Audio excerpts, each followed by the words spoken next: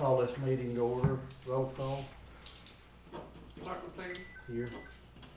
Sandra Zachary, Here. Billy Cloud. Here. Item number 3, pledge of allegiance.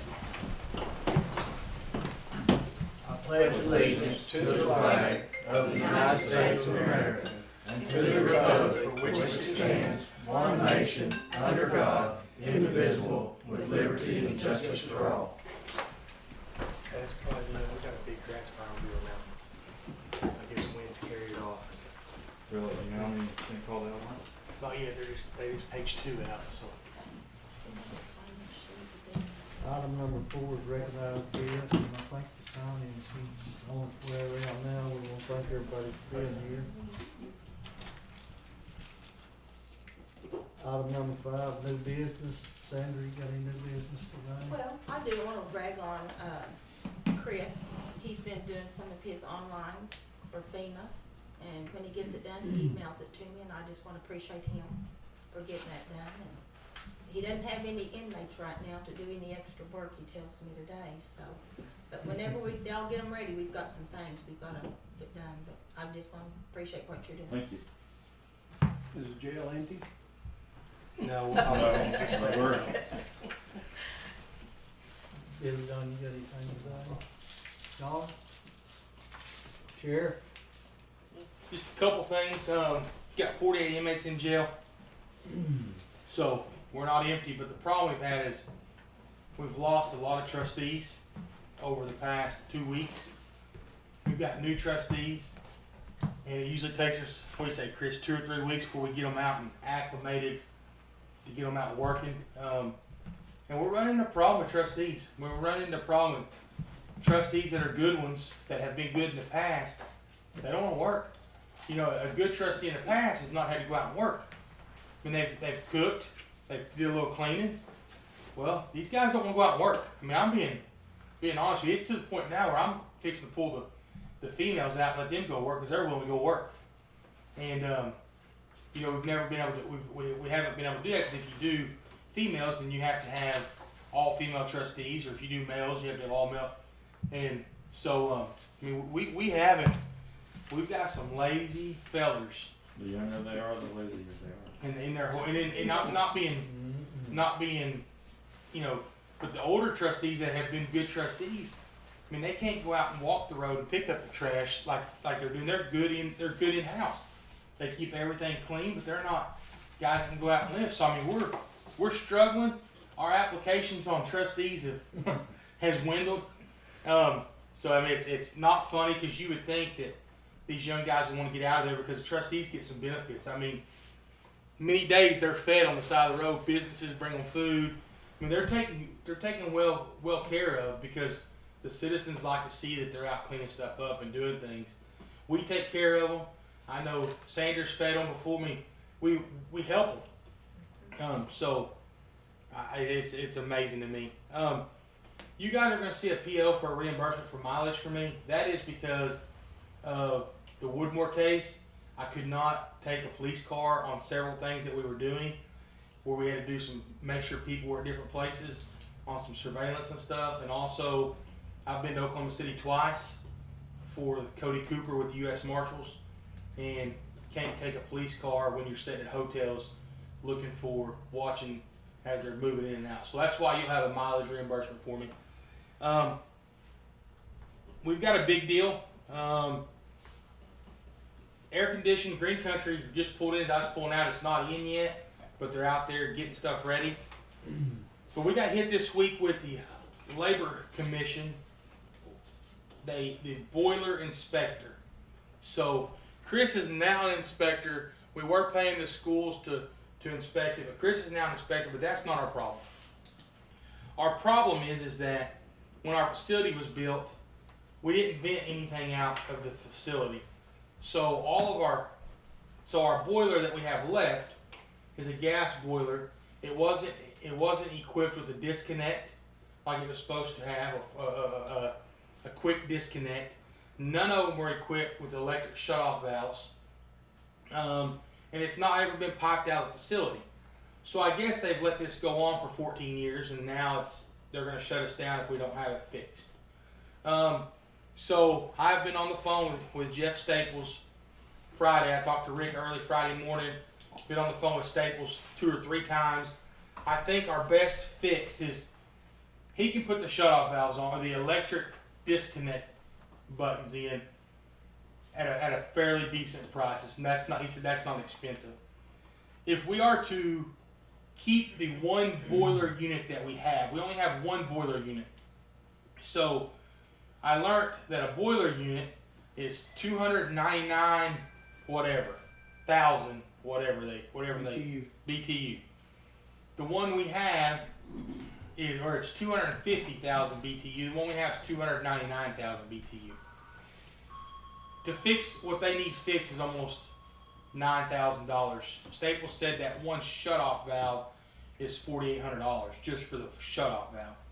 And then he said because you have to get the one for code for that, and the labor guy told me, said you're looking at $10,000 or $15,000 fix. Well, we can circumvent it by the machine we have is good. I mean, it's operational, but we can circumvent it by replacing that boiler with a hot water tank. What we've used in the past were them boilers. We've converted them over to hot water, the big hot water, commercial hot water tanks that you've ordered for us in the past. That's we were replacing hot water heaters with hot water heaters. Yeah, well, the ones that so it's a hot water heater, but because of its BTU, it's considered a boiler. It's a hot water tank, but because of the BTU number, it's a hot water tank, but because of the BTU number, it's considered a boiler. We can replace it with the ones that we've ordered in the past, which would be sufficient, and we're still at $4,000 or $5,000. I don't know what we need to do. Staples is coming over today to get a grasp of it. Terry's going to meet him out there, and I'm hoping Chris can meet him because Chris has been to that training, has some knowledge. But this is a direct issue. Most of it is a direct issue of when this thing was built. It was not equipped with the right cutoff valves and shut off stuff by code that you're supposed to have. So I argued. I said, well, shouldn't we be grandfathered in? He said, no, these codes have been in for 30 years. I said, well, how was this thing? He said, whoever was inspecting them when they put them in, it was taken care of. So it also has to have an exhaust out of the facility, because what we're doing is we're venting back into the same room that the gas is coming into. And he said you can't do that. But that Jeff told me that was an easy fix. The electric shutoff switch is an easy fix. He said what he could do is connect them all to one, have one shutoff switch that shuts them all down if we needed to. And it's only for an emergency situation that you're able to shut it down, like they bust and you're having to shut the heat off, to shut the electric or gas up. So he said that was an easy fix. But the big fix is, and there's a pump in there that hasn't been utilized in forever. This inspector said it hasn't been utilized in 5 years or so. He said, I just let it go and let it go. He said, but I can't let it go no more. And I said, why haven't you? He said, well, it just had. He said, but now it's become an issue because they're on me. So that's where we're at. He's given us 30 days to correct it. When I talked to him on Friday, he said, if you guys can show me that you're working on getting it fixed, I can extend that, but I have to see some progression. So when Jeff gets there today, gets with Chris, I might have to call a special facilities meeting into this week. We have one next week. So we might wait till next week, but we're gonna have to figure out a way to get that fixed, and we'll have a full report from Staples on which way we need to go. When you get the full report, Tim, if y'all would, get specific part numbers for these components. Okay. And then we'll look, see what we can find. I appreciate it. But that's the only thing we've got right now is the boiler room issue. So I mean that's our. I do have one thing to add to yours. Yes. Our hot water tanks I got with Chris do need checked in the county, and there is some equipment that he's gonna need. He's gonna check and see how much it is and what he needs, so he can bring it on board, so we can get. I looked online, a decent one, kind of middle of the road is about $130. Okay. I will buy that. Okay. I'll But buy he- that. He needs that, you know. It's just a to gas order. leak detector. I'll buy that out of the sheriff's office side, cause we have the most of them, and then we'll check it out to him, Okay. but I'll take care of that expense. Well, I was just gonna bring it up, cause he did call me I'll- last week and I'll take care of that talked for to me him. about it. That's not a big deal.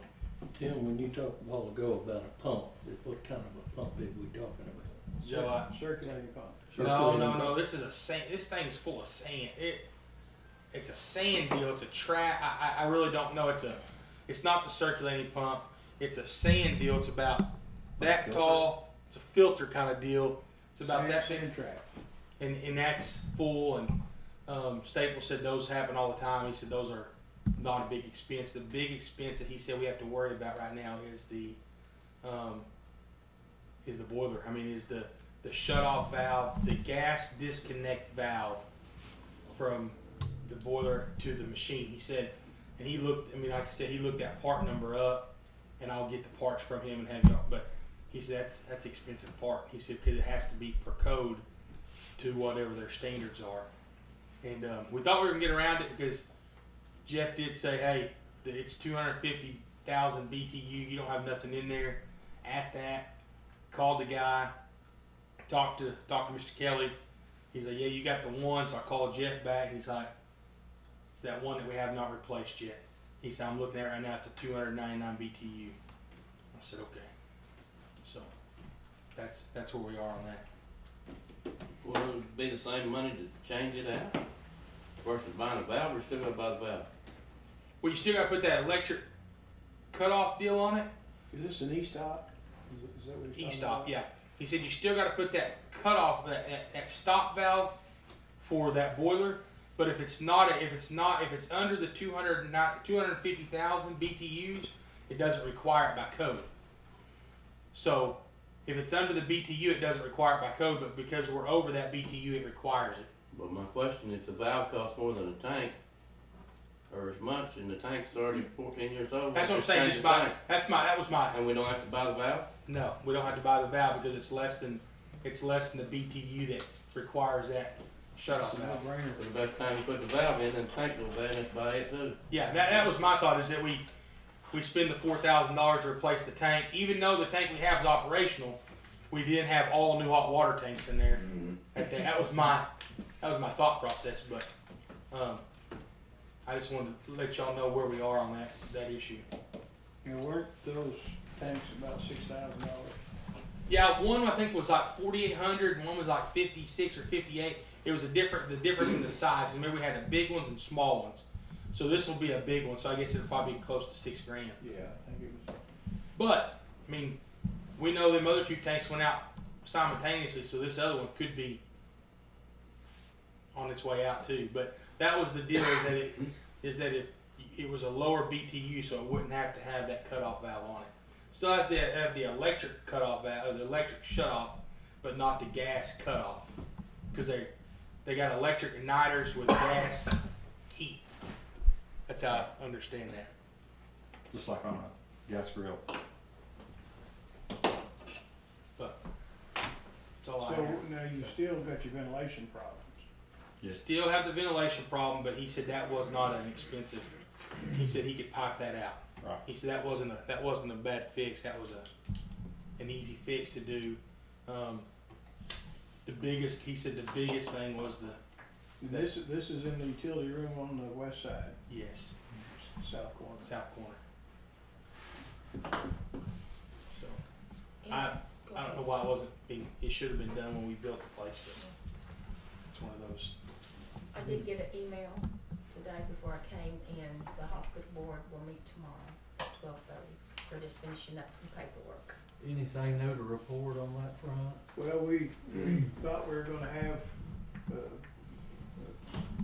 finalized situation today in this meeting, but because of the problems with the leases that has to be modified, they weren't able to get them all agreed upon and changed.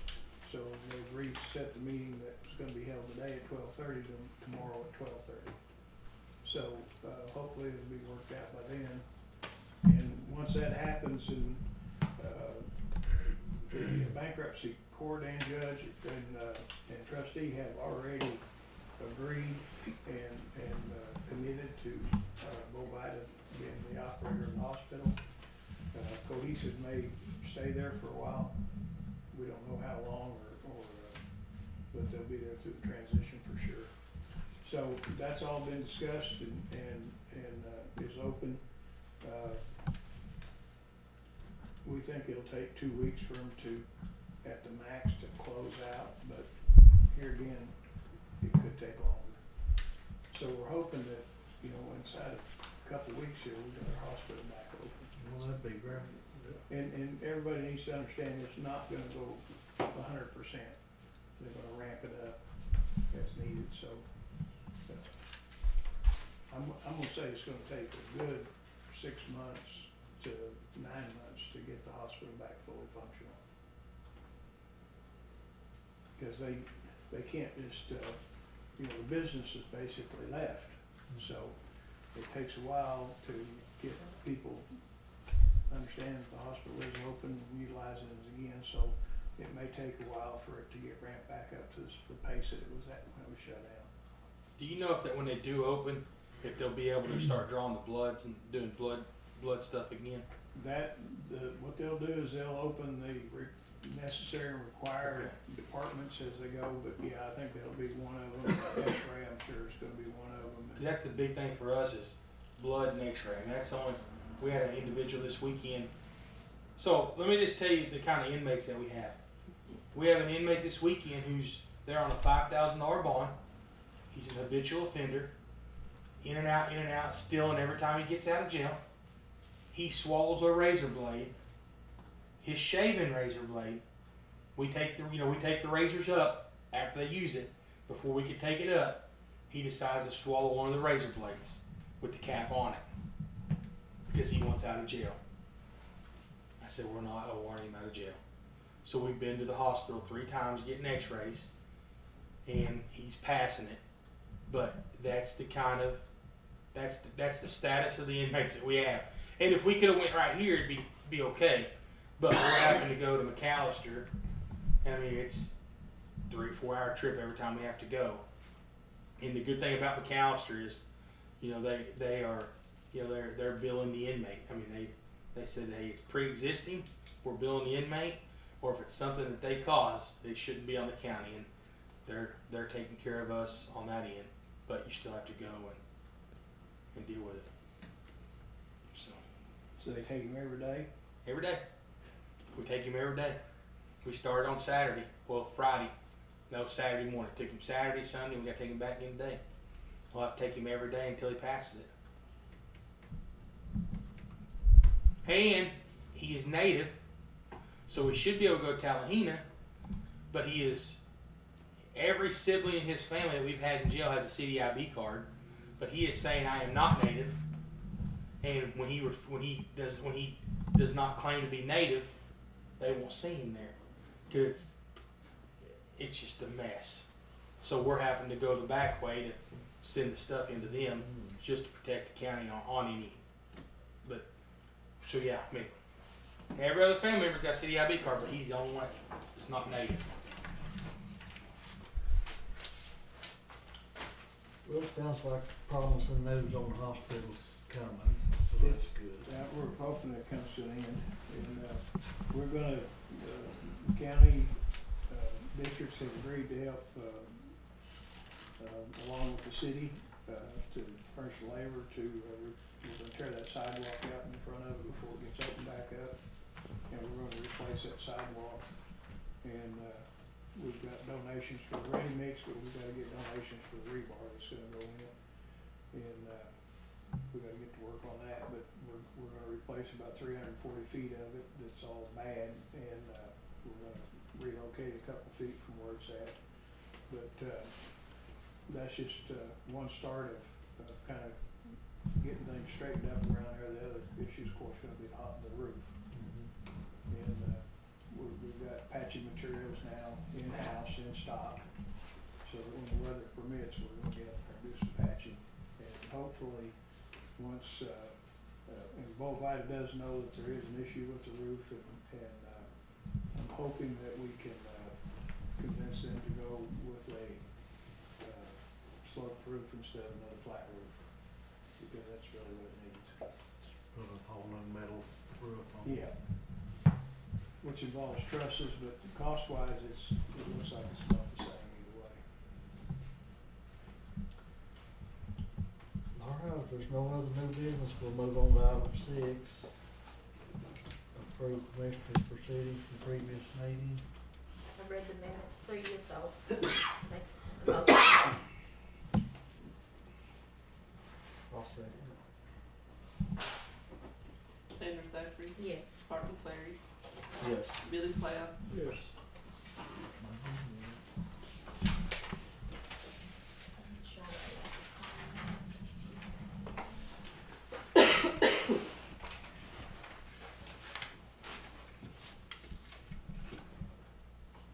Item number 7 is blank PO, and looks like we got a few of them today.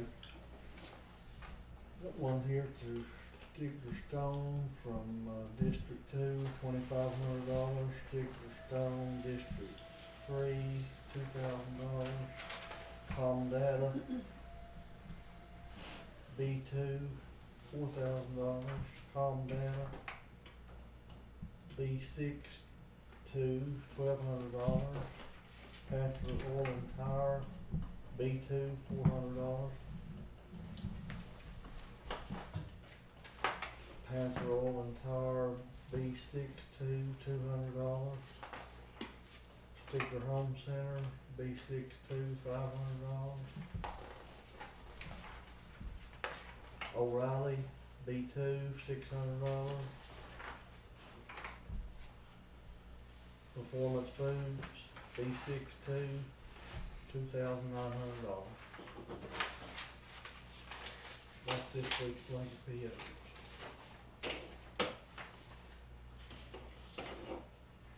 Make a motion on number 7. I second it. Sandra Zachary, Yes. Billy Cloud, Yes. Clark McClary. Yes. Item number 8, discuss, approve 324A claims. We don't have any today. There's no action needed on 8. Item number 9, sign SERB project agreement for improvement county bridge on 3455 over Unnamed Creek, north and west of Whitefield. We have the paperwork here for that, so Make a motion to sign. I'll second it.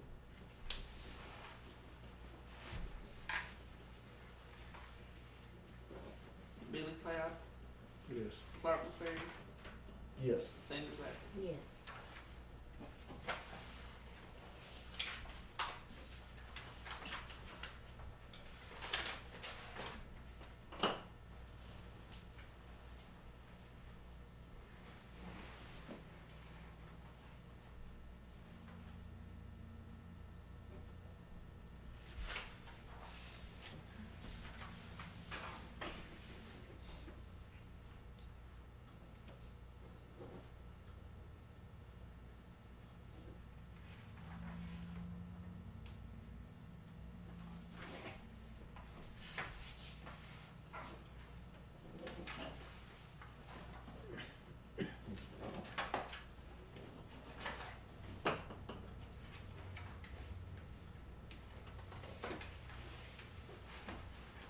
The blanket POs total $14,300. Okay.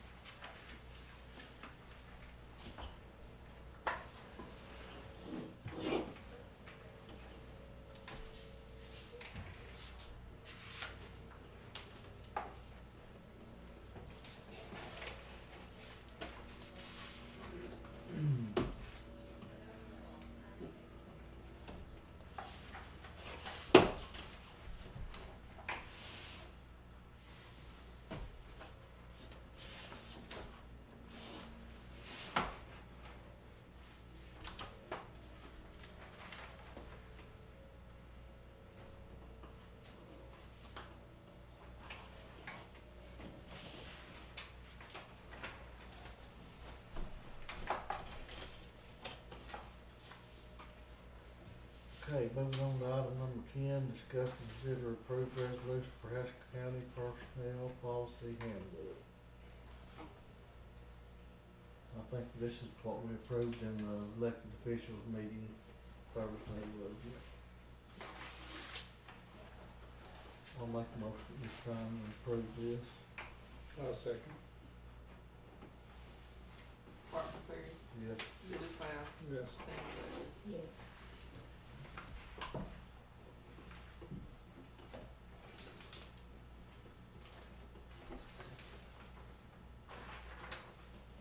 And just so you know, so everybody knows, we went through that thing 3 or 4 different meetings, and we went through it, and there's been some changes made. And I mean, it was a good meeting for all the elected officials, and I think we cleaned up the handbook very, very well. So it was, I feel like our elected official meetings are very productive, very, and everybody has a lot of good ideas when they bring it to the board. Everybody's really working well together, I might add. Yes, we are.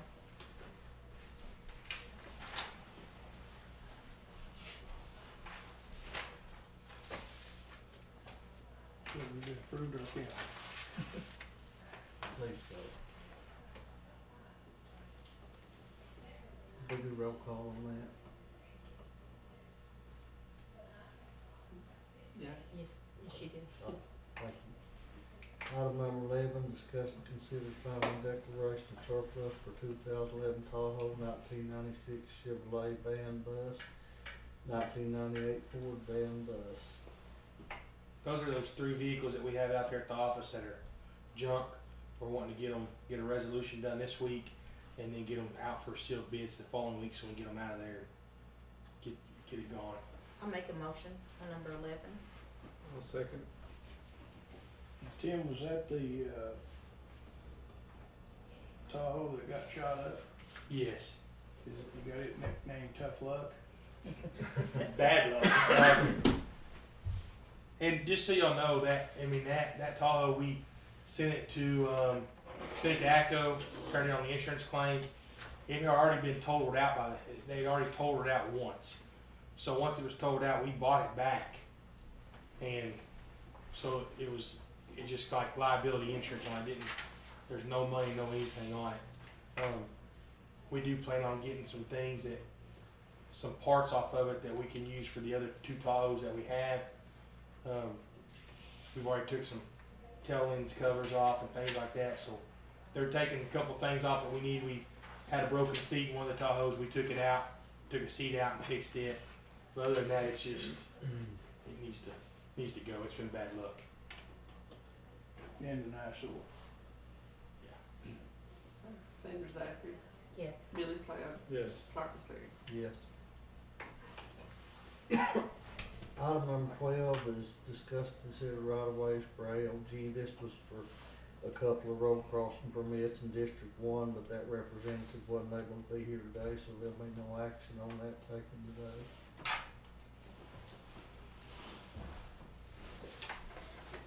Item number 13, sign appropriations, transfer appropriations, check received, POs to be paid. I'll make that motion. I'll second it.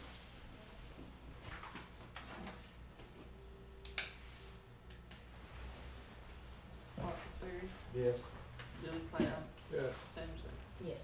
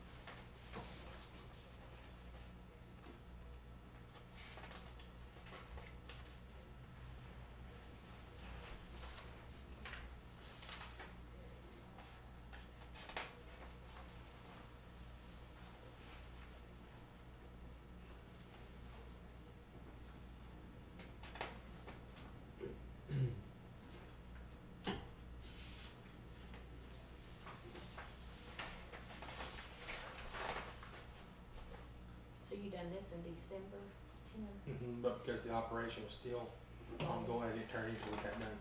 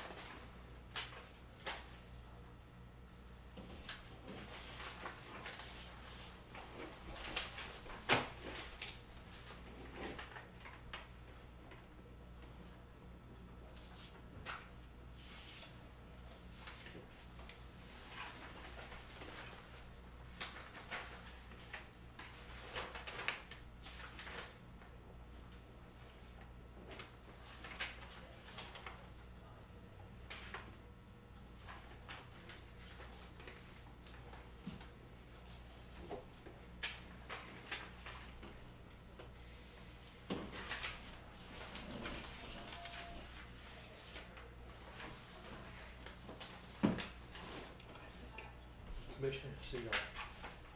Thank you, Bill. Sean, you have a good week. You too. Get your starter that fire. Right out there, see if they got it.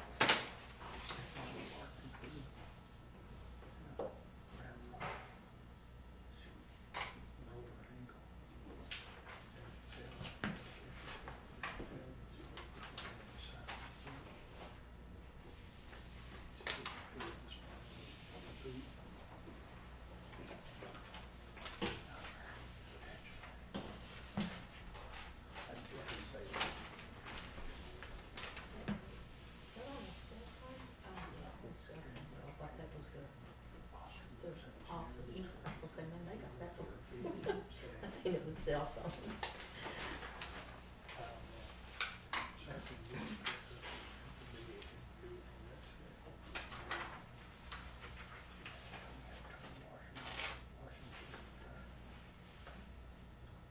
And that should look like their bills have gone down, the monthly bills. You know, from since they moved over there to the clinic.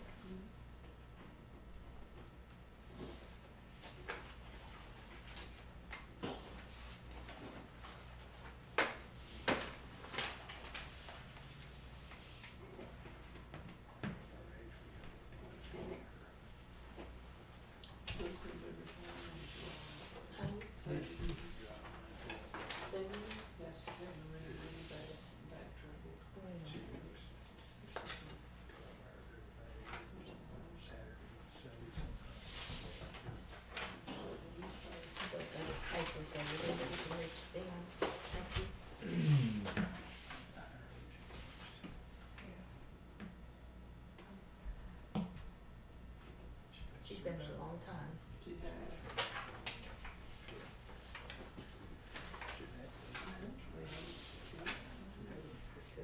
She was young.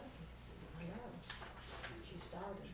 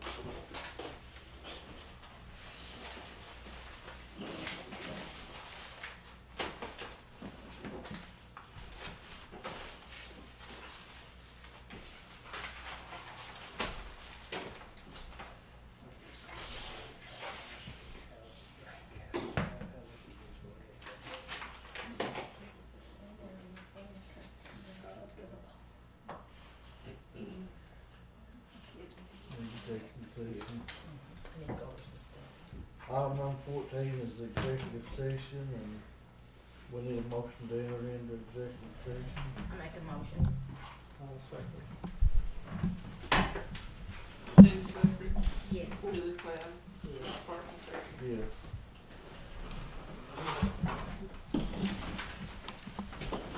We need to, yeah, we need a motion to move back into regular session. I'll make that motion. I'll second. Billy Cloud, Yes. Sparkman Terry, Yes. Sandy Guthrie. Yes. Okay, there'll be no action regarding executive session. It was discussion only today. And we'll move on to item number 15, that's to adjourn. Need a motion to adjourn? I make a motion to adjourn. I'll second. Sandy Guthrie, Yes. Sparkman Terry, Yes. Billy Cloud. Yes.